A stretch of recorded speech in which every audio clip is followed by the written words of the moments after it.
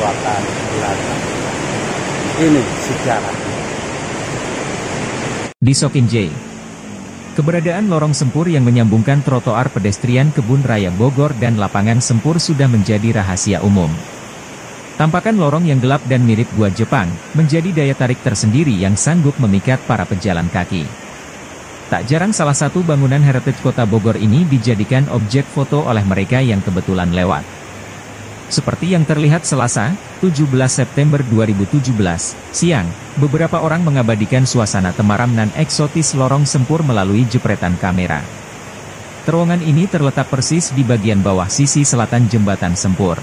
Jembatan ini berdiri di atas Sungai Ciliwung dan menghubungkan dua kampung, yakni Babakan dan Pabaton. Salah satu pegiat komunitas Bogor Heritage, Rahmat Iskandar mengatakan jembatan beserta lorong sempur dibangun pada 14 Maret 1922. Konstruksi jembatan dikerjakan The Burgerlijke Openbouwwerken, BAU, atau Dinas Pekerjaan Umum pada masa kolonial. Pada masa kolonial Hindia Belanda, jembatan sempur yang pertama kali menggunakan struktur bangunan beton di Kota Bogor ini dikenal dengan nama Ciliwung. Jembatan ini melintas Jalan Jalak Harupat yang semula bernama Van Limburg-Stirumweg. Jembatan ini terletak di lokasi yang paling strategis, di kawasan paling istimewa karena berhimpitan dengan Istana Bogor, Kebun Raya dan Kompleks Militer, kata Rahmat.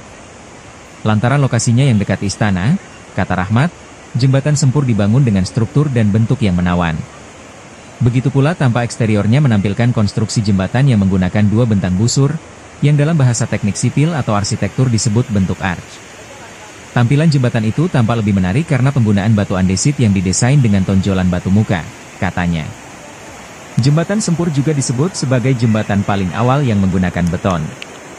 Keberadaan pilar beton di tengah-tengah bagian bawah jembatan juga menjadi saksi sejarah perkembangan teknik konstruksi jembatan pada masa itu. Rahmat menyebut beberapa jembatan di Bogor lainnya juga menggunakan teknik serupa, antara lain jembatan Gunung Batu dan Bubulat.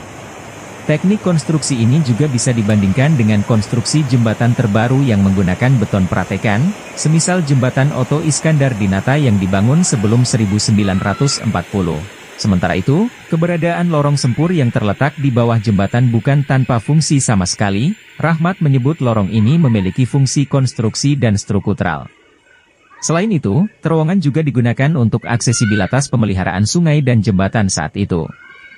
Jadi dulu itu memang sudah canggih, terowongan ini sudah sepaket dengan jembatan. Selain fungsi konstruksi, dia juga digunakan untuk saran inspeksi pengairan, Sungai Ciliwung, ujar Racnat. Sedari mula, kata Rahmat, bentuk dan fungsi lorong ini masih terjaga. Tampakan batu andesit di permukaan lorong juga menimbulkan kesan heritage yang kuat. Tampakan bangunan seperti inilah yang juga menjadi salah satu daya pikat lorong sempur.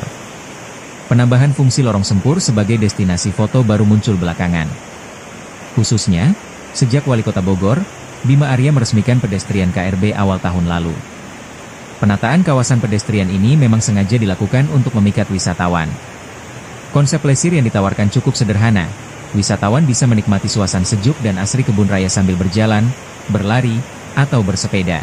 Selepas puas melakukan hal tersebut, wisatawan bisa menikmati berbagai sajian kuliner khas maupun mengunjungi berbagai destinasi wisata foto, tak terkecuali lorong sempur.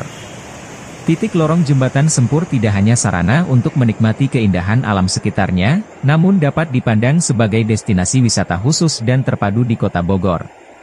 Destinasi wisata khusus ini menghadirkan perpaduan antara aspek alam, suasana, sejarah, ilmu pengetahuan alam, dan olahraga, kata dia.